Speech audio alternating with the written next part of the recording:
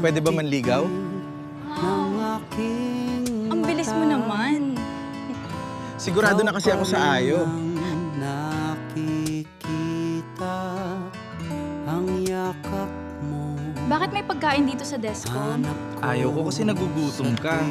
Hindi mo naman kailangan gawin yan. Gusto ko eh. Nakakataba naman ng puso ang ganitong klaseng trabaho. Oo nga, mas masarap magtrabaho kapag masaya tayo at kasama ang mga taong nakaka-inspire sa araw-araw na gawain. Ang aking nadarama. Sino yung ka-text mo? Buhay ko. Pinsan ko lang. Sure ka? Ikaw lang gusto kong kausap araw-araw. Alam mo, masaya ako kapag kasama ka. Ako rin naman. Sana maging tayo na. Oo, Marco.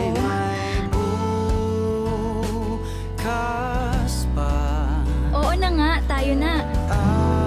Totoo ba? Oo, pero bawal ka manloko. Ikaw lang sapat na.